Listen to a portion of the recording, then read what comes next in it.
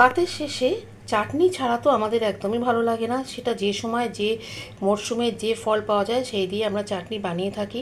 আমার বাড়িতে তো খাবার পাতে শেষের পাতে চাটনি চাই। এখন জলপাই পাওয়া যাচ্ছে, তাই জলপাই চাটনি বানালাম।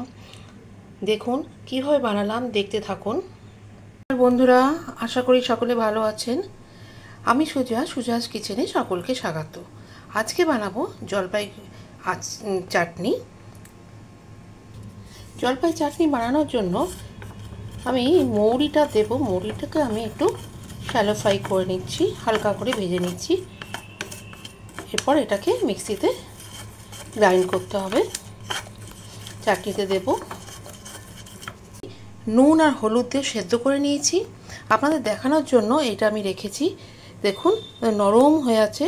এইভাবে আমরা সেদ্ধ করে কয়েকটা রেখে দিয়েছি দেখানোর জন্য। আর এবারে বিচি বের করে আমি এটাকে চটকে নিয়েছি। এবার সামান্য তেল দিয়ে, বেশি তেল তো চাটনিতে দেয় না, 5 ফোড়ন দিলাম।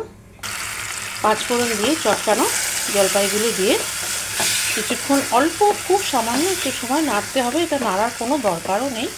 নুন হলুদ দিয়ে সিদ্ধ করা হয়েছে, যে নুন দেওয়ার দরকার নেই। হলুদটা পরে দেখে দিতে হবে।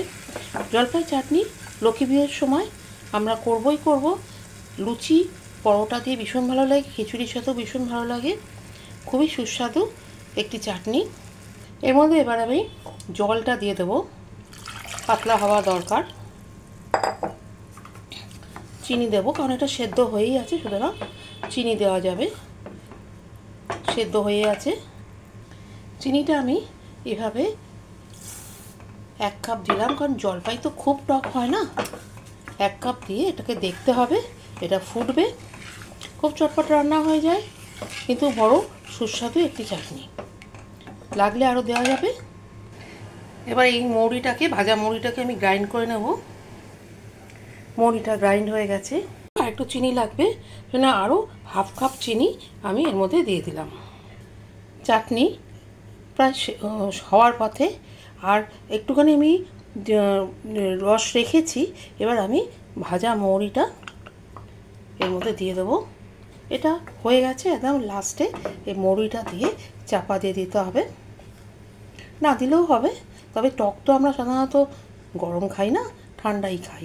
এটাকে ঠান্ডা করে বাইরে বা ফ্রিজ থাকলে ফ্রিজের মধ্যে ঠান্ডা করে এটাকে খেতে হবে, ঠান্ডা করে রাখতে হবে। রেসিপিটি যদি ভালো লাগে লাইক করে দেবেন, শেয়ার করে দেবেন পরিচিতদের মধ্যে। ফেসবুক থেকে দেখলে অবশ্যই ফলো করবেন এবং ইউটিউব থেকে দেখলে সাবস্ক্রাইব করে দেবেন, আপনি নতুন হন।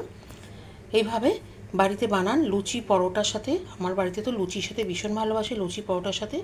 এবং লক্ষ্মী পুজোর দিন আমার বাড়িতে এটা বানানো হয়। এবং খিচুড়ির সাথে, ভোগের সাথে এটি খুব ভালো যায়। এটা রেডি টু সার্ভ। এবার এটাকে গরম থেকে ঠান্ডা করতে হবে। ঠান্ডা করেই চাটনি সার্ভ করা হয়।